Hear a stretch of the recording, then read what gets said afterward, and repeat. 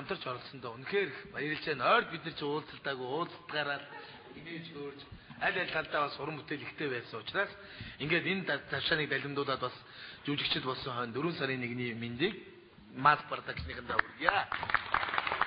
Бид нар бол их хүн дурлаж хүчж үзэж байгаа. Хүн инээлгэн гэдэг бол тийм амар биш ээ. Тийм учраас бид нар асар хүнд зүйлийн араас бид нар ханцуу шалан бүгдээрээ зүтгэж байгаа. Тэгээд ямар ч үсэн X2 Production-ы түүхэн бүтээл амог Сэргэж 3-ийнхаа дуунд бид нар их хайртай байдаг. Тэгээд Сэргэж 3-ийнхаа нэгэн хэсгээс 50-60-аад оны үеийнхаа хэсгээс нэгэн дуу дуулъя. За. Яга магаан цэцгий услаж мөслөж яаж маач бодол молох вэ Учралт мөчралт хонгор монгор чамаа мамага урдул мурлууж яаж маач бодол молох вэ Талли мали яга магаан цэцгий таслаж маслаж яаж маач бодол молох вэ Танкил хонгор монгор чамаа мамага Урдууж мурлууж яаж маач бодол молох вэ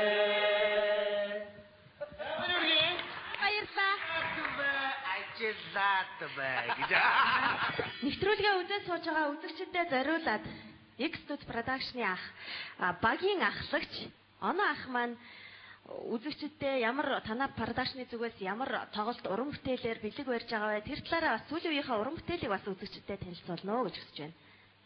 За, манай X2 Production бол одоо 12-нд дуустал одоо дурлах цаг нийтийн шоу тоглолтоо тоглож үзэгчтэй өргөн бариа дуусна. Тэгээд энэ 4 сарын 15-наас эхлээд Хятадын алдар зохиолч Со Югийн дэлхийд үнэлэгдсэн юм сонгодог бүтээл байгаа юм. Сонгодог гэдэг утга нь бол бүтээлийнхээ талаас сонгодог асрыг сонгодог бүтээл байгаа. Тэгэхээр үнэлэгдсэн тэрний Аянгын бороо гэдэг жүжигийг үзэгч түмэндээ өргөн барьж байгаа. Тэгээ манай дэргийн өргөн барь дэлгэж байгаа солийн төвөргөнд тоглосон. Тэгээд энэ тоглолт жүжигэнд маань манай үзэгчд маань мэдж байгаа манайх 2-3 жилийн хориотой жүжигэд үзэгчтэй жүжиг өргөн барьсан гэдэг манай 2 дахь тайзны жүжиг маань байгаа.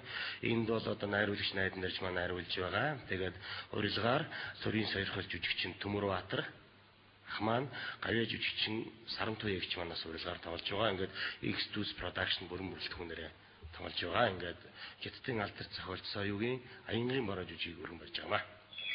Mass Production-ийн хувьд багийн ахлагч Эрдэнэ.